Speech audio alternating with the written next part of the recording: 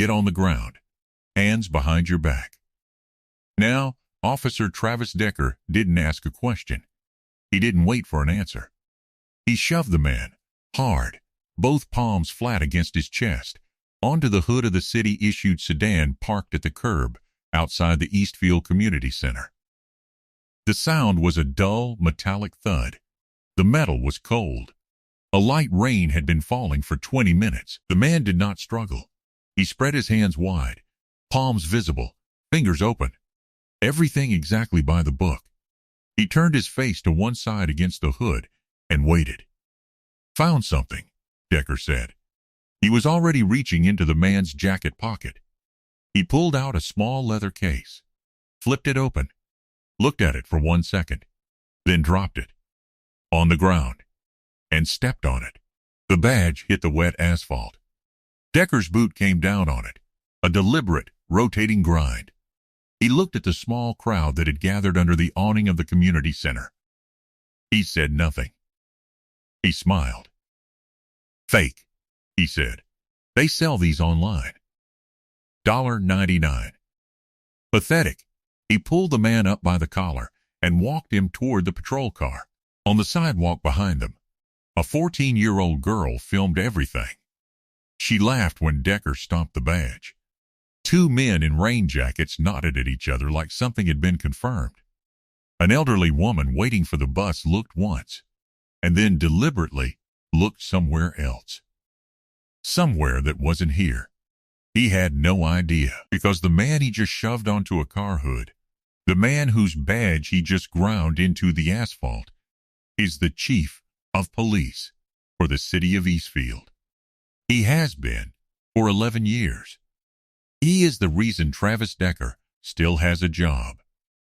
And in 44 minutes, everyone in that patrol car, including Officer Travis Decker, will understand exactly what they have done.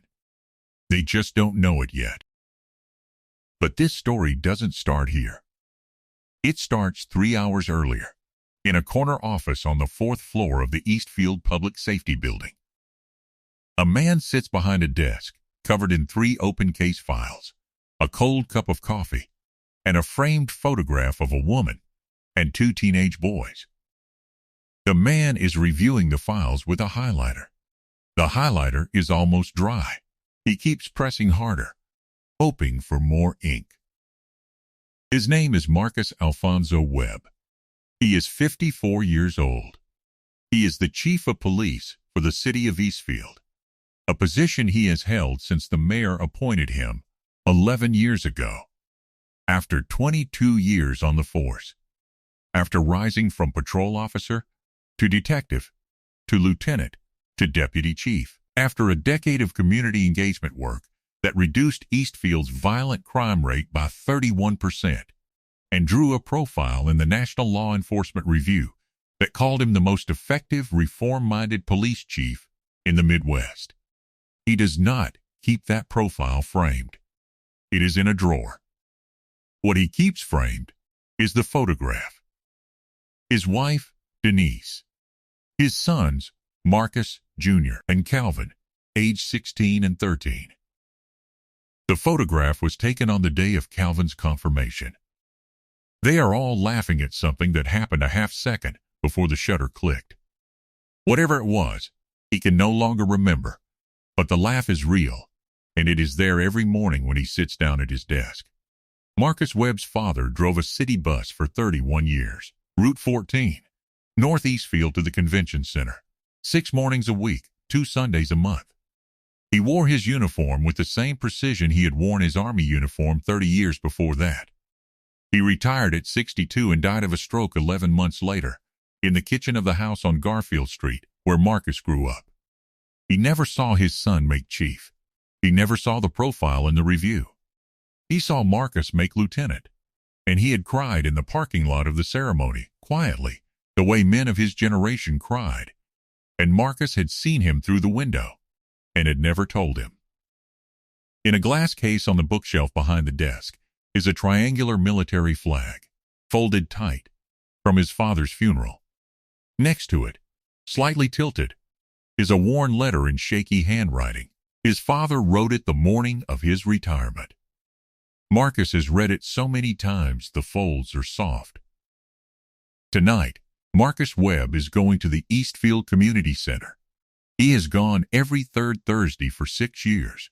He runs a 2-hour session with at-risk youth, not as the chief, not in uniform, but as a man named Marcus, who grew up 3 miles from most of them and made it somewhere and wants to tell them how. He goes in plain clothes. He does not announce himself. He drives his own car, a navy blue city-issued sedan that still has his parking placard on the dashboard because he keeps forgetting to take it out. He was going to get there, talk to those kids, and come home. That was the whole plan. 3 blocks from the community center, Officer Travis Decker sees the Navy sedan and runs the plate. Clean registration. Legal tags. No violations. He runs it again. Same result. He follows the car for 2 blocks anyway. Then he pulls it over. Travis Decker is 31 years old and has been with the Eastfield Police Department for 7 years. He has 3 commendations for officer performance. He was nominated for Officer of the Year in 2022, though he did not win. He is the kind of officer the department photographs for recruitment materials. Tall, square jaw, looks comfortable in the uniform. His captain, Gerald Price, has backed him in 11 internal reviews. 11. Each time, the complaints were administrative. Each time, the conclusion was the same. Officer Decker acted within department guidelines. 17 complaints in 7 years. 15 of them from black residents. 11 of them from black men driving alone in vehicles Decker deemed inconsistent with the driver.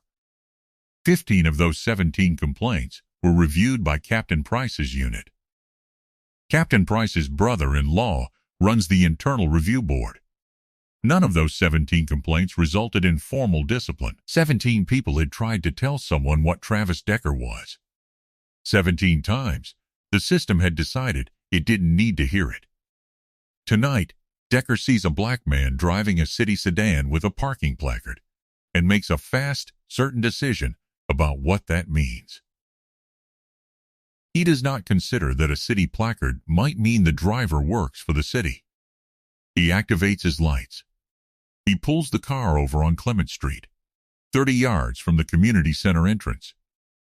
And Marcus Webb, who has seen this before, who has trained officers for 2 decades and knows exactly what is happening and exactly what comes next, puts his hands on the steering wheel, palms visible, and counts.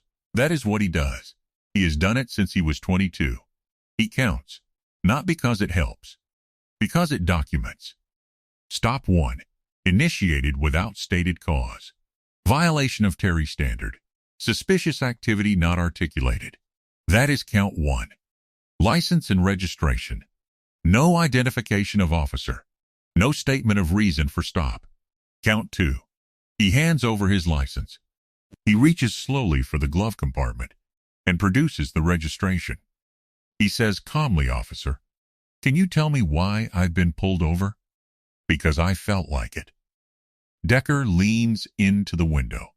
His eyes move around the interior of the car. Step out of the vehicle. No probable cause stated. Count 3. Marcus Webb opens the door. He steps out. He keeps his hands visible. He does not reach for his ID case yet. He will offer it when it is appropriate. He has done this before. In the other direction, he has trained departments on exactly this protocol. The slow hands, the verbal narration of each movement, the de-escalation that should not be necessary, but always is. "You live around here?" "I'm going to the community center." Decker looks at the sedan. "This your car?" "It's a city vehicle." "Right." Decker walks around to the front, looks at the plate, comes back. "You steal it?" Failure to accept stated identification. Unsupported accusation. That is count 4. I did not steal it. Then you've got paperwork. I have a parking placard and registration, which I already provided. I also have a department ID card, if you'd like to see it. Decker didn't wait. He reached into the breast pocket of Marcus's jacket without asking, without consent, without probable cause. He pulled out the leather ID case. He flipped it open. He looked at it. Unlawful search of person. Count 5. The badge, the title, the department seal, all of it visible. Decker looked at it for 1 second, a long, flat second in which a different man would have stopped, recalibrated, and understood. Decker dropped it. It hit the wet asphalt. His boot came down. Destruction of official property. Count 6. He walked Marcus to the patrol car and put him in the back. Resisting, I did not resist. That's not how I remember it. Count 7.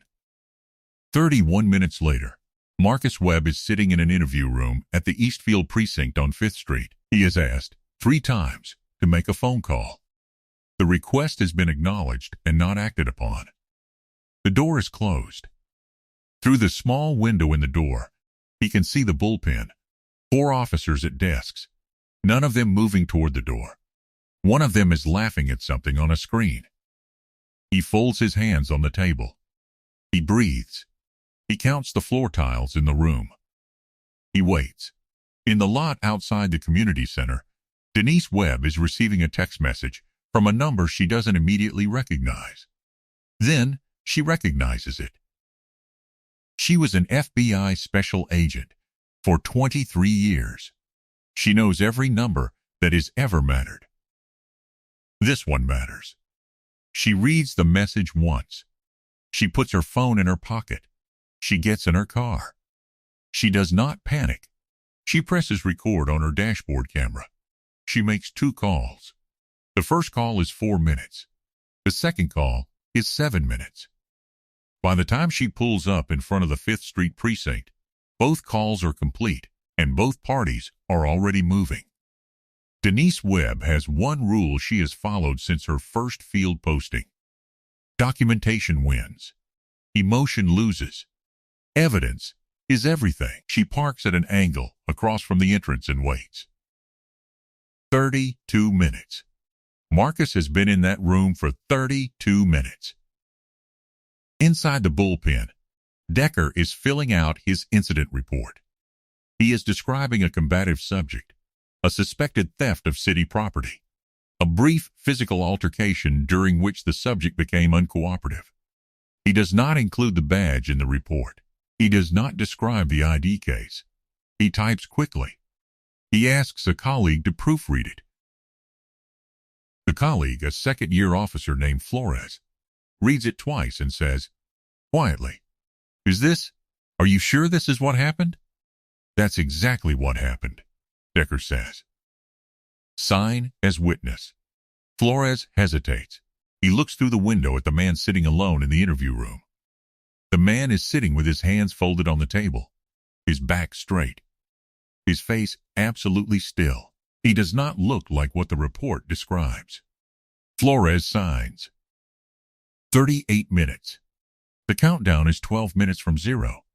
In a building 6 blocks from the precinct, a woman named Alicia Tran is pulling 3 file folders from a locked cabinet. She has been an investigator with the Eastfield Office of Police Accountability for 4 years. She has had those 3 folders marked pending. Insufficient evidence for 14 months. The folders contain 17 complaints, each filed against the same officer, each reviewed and dismissed by the same internal board. She has been waiting for a 4th piece. She just got a call that told her she has it. She picks up her phone. She calls the district attorney's office. She calls the FBI's Civil Rights Division. She calls the deputy mayor. She makes each call in under 90 seconds. She is good at being precise. Then she picks up the 3 folders and her laptop bag and walks out of her office. She does not run. She walks like someone who knows exactly where she is going and how long she has to get there. 41 minutes. In the interview room, the door finally opens. A detective named Huang walks in. He sits down across from Marcus. He sets a recorder on the table. He looks at the man across from him. really looks. The way you look at someone when something is wrong that you can't name yet. And he says, "Mr. Webb," Marcus says. "Do I get my phone call now?" "In a moment. Can you tell me? I've been in this room for 41 minutes. I've asked for a phone call 3 times. I'd like to make it now." Marcus's voice is the same temperature it has been since the moment Decker activated his lights. Room temperature. Steady. A voice that has run press conferences, that has testified before the city council, that has sat across from grieving families and told them the truth about what happened to someone they loved. Wong looks at the recorder. He looks at the door. He looks back at Marcus. "Can you just explain what you were doing on Clement Street tonight?" "I was driving to the Eastfield Community Center." Marcus unfolds his hands and places them flat on the table, palms down. "I go every 3rd Thursday. I've been going for 6 years. You can confirm this with the center's director, Sandra Okonkwo. Her direct number is in my phone, which was taken from me when I was brought in." He pauses. "You can also confirm it with the department. I submitted a personal time use notice this afternoon. It's in the system." Wong is very still. "I'm sorry, what department?" "Eastfield PD." Marcus looks at him. He says it the way you say something that should have been obvious and now suddenly is. "I'm the chief." The room goes quiet. Not the quiet of a pause, the quiet of a sentence that has rearranged the furniture. Wong's face does the thing faces do when the category of a situation changes without warning. The calculation behind the eyes, the weight of what has just been understood settling into the body. He looks at the recorder. He reaches over and turns it off. Then he turns it back on. He doesn't know what to do with his hands. "I'm sorry." He says it almost to himself. "I need to. Give me 1 moment." He stands. He goes to the door. He opens it and speaks in a low voice to someone in the bullpen. Marcus can see Decker at his desk from this angle. He sees Wong say something. He sees Decker's head come up slowly. He sees the color leave Decker's face the way water empties from a glass. Fast. Then all at once. Decker pushes back from his desk. He stands. He sits back down. He stands again. His mouth is opening, but nothing is coming out. His partner, Peters, comes over. Decker is pointing at the interview room, and Peters is shaking his head, and Decker is pointing again. Marcus watches all of this through the window. He does not smile. He does not feel triumph. He feels the cold of the hood of the car against his cheek. He feels the sound Decker's boot made on the wet asphalt. He feels 17 complaints dismissed by a system designed to dismiss them. He counts them like he counted violations. He waits. The door opens again. Wong comes back in. Behind him, 2 steps back, is Captain Gerald Price. Price's face is a careful, deliberate neutral, the face of a man doing rapid, structural calculations about his career. He is holding nothing. He is standing very straight. "Chief Webb," Wong begins. "I'd like my badge, my ID case, my phone, my vehicle keys, and access to a phone to contact my wife." Marcus says this without inflection. "A list. And then I'd like the name and badge number of the officer who initiated the stop." "Chief I, of course." Wong is already moving. "I'm so sorry for the... I understand there's been a... Please don't apologize to me," Marcus says. "Do what I've asked." Price has not moved from his position in the doorway. His arms are crossed. He is looking at a point somewhere above Marcus's left shoulder. He is a man who has been in charge of something for a long time and can feel that time ending. Marcus stands. He straightens his jacket. He looks at Price directly for the first time. Gerald. He uses his first name. He has hired him, reviewed him, and protected him from 2 previous complaints about his management practices. I want the incident report from tonight's stop on my desk by 7 tomorrow morning. All copies. All drafts. All versions. Of course, sir. And I want Decker's full file. Sir, I also want to know, Marcus says, how he still has a badge after 17 complaints. He picks up his phone and his ID case from the table where Wong has set them. The badge is on the table too, and Marcus picks it up and looks at it, the scuff mark across the seal from the sole of Decker's boot, and he puts it in his pocket. Get Alicia Tran on the phone. Tell her I'm ready to meet. He looks at Price once more. And Gerald, call your union rep. Tonight, he walks out of the room. In the parking lot, Denise is already there. She does not run to him. She walks. When she reaches him, she takes his hand. She does not say anything for a moment. Then, I got here at 47 minutes. I know. He squeezes her hand once. Thank you. I made the calls. I know. They stand there for a moment, in the light rain. A news van is idling at the corner of 5th and Clement. Another one is turning onto the block. The girl who filmed everything outside the community center posted the video 42 minutes ago. It has been viewed 78,000 times.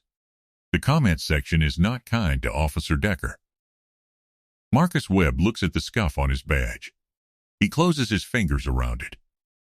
If I have to announce my title, he says quietly, to no one in particular, to be treated with basic dignity, the system is already broken.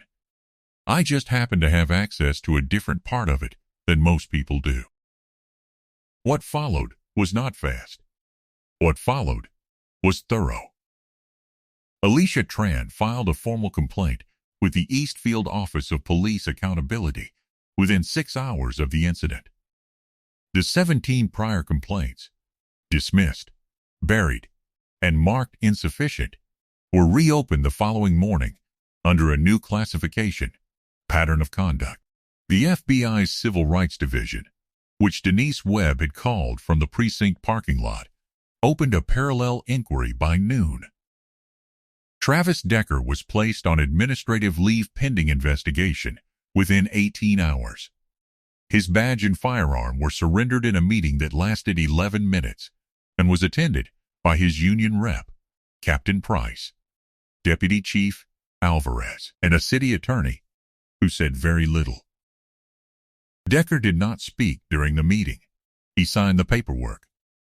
He walked to his car in the lot. Several of his colleagues watched from the window. None of them came outside. Officer Flores, who had proofread the incident report and signed as witness, came forward the next morning without being asked. He submitted a corrected statement and a written account of what he had actually observed. He did not sleep the night between. He wrote in his statement, "I knew it was wrong when I signed it. I signed it anyway. I am responsible for that." He requested a transfer to the department's community policing unit. The request was approved. Captain Gerald Price resigned 12 days after the incident, during the second week of the Office of Police Accountability's formal investigation. The letter was 4 sentences. He cited personal reasons, the internal review board he had chaired, the board that had dismissed 17 complaints in 7 years, was dissolved by order of the deputy mayor and replaced by an independent civilian oversight panel with subpoena authority.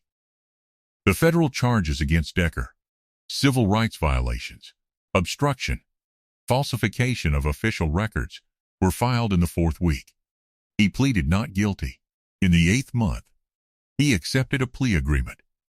37 months in a federal correctional facility, permanent revocation of his law enforcement certification, and $84,000 in civil damages. He will never hold a badge again. He cleaned out his apartment in a complex across from the precinct on a Sunday in November. He left most of the furniture. He took the television and 2 boxes. At the City Hall press conference held 3 weeks after the incident, Marcus Webb spoke for 11 minutes. He did not raise his voice once. He said, "I want to be careful here, because this is easy to misread as a story about one bad officer. It is not. It is a story about a system that received 17 complaints and found no reason to act on any of them. That system did not fail by accident. It was built to produce exactly that result. One officer with a history that long does not stay employed by coincidence. He stays employed because institutions protect what they value. And what this institution valued, at the level of internal review, at the level of oversight, was not accountability. It was continuity. He paused. I happen to be a police chief. Most people who encounter what I encountered last Thursday do not have access to the tools I used in response. They do not have a wife who was a 23-year FBI agent. They do not have a direct line to the district attorney. They do not have 11 years of institutional standing in the building where the investigation is now unfolding. Most people just go home. If they're lucky, they go home. I share this not for sympathy. I have a desk full of resources that most people do not. But because the next man Officer Decker stopped would not have had any of those things, and he would have had to go home anyway, and the report would have been filed, and the complaint would have joined 17 others in a drawer that was never meant to be opened. He placed both hands flat on the podium. 17 people tried to tell us something. I use that word deliberately. We chose not to hear it. I'm going to spend whatever time I have left in this office making sure that changes. Not because of what happened to me. Because of what didn't happen to 17 people who deserve to be heard. The video of the press conference was viewed 3 million times. The comment section ran for 11 pages. Most of the comments contained a single line from the speech, copied out by hand. The girl who had filmed the original incident, 14 years old, named Aaliyah, posted a follow-up video. She had deleted the original laughing comment from her post. She did not explain why. She did not need to. The two men who had nodded at each other under the awning did not post anything. The elderly woman who had looked away and boarded her bus wrote a letter to the Eastfield Gazette. It was printed on page 4. It said, I should have said something. I didn't. I'm going to try to do better. She signed her full name. Alicia Tran was appointed to lead the newly formed Independent Police Accountability Commission with subpoena authority. She brought the 3 folders with her to her new office and put them on the shelf above her desk, closed but visible, a reminder of what 14 months of patience and a locked cabinet had finally made possible. Marcus Webb returned to the community center the following Thursday. Same time. Same plain clothes. He sat in the same chair at the front of the room, and he talked to the same kids about what it meant to stay calm when a system tried to convince you that you weren't worth staying calm for. Afterward, Sandra Okonkwo, the director, who had known him for 6 years and had always called him Marcus and never Chief, handed him a dry erase marker and pointed at the whiteboard where someone had written a question. The question was, what do you do when nobody's watching? He stood at the board for a moment. He uncapped the marker. He wrote 3 words below the question. Be worth watching. He drove home in the rain with his hand on Denise's hand and the scuffed badge still in his jacket pocket. He has not polished the scuff mark out. He does not intend to. They didn't talk much on the drive. They didn't need to. Outside the window, the city moved the way cities always move, slowly, indifferently, with pockets of light scattered across the dark in no particular pattern. You think it changes anything? Denise said, somewhere around Garfield Street. Marcus thought about the 17 complaints, the drawer they sat in, the 14 months Alicia Tran waited for a 4th piece, Flores not sleeping, the letter on page 4. One drawer at a time, he said. She nodded, not satisfied, not resign. The nod of someone who knows the work is long and has decided to do it anyway. If this story stayed with you, share it. Not for a channel. For the 17 people who filed complaints and weren't heard.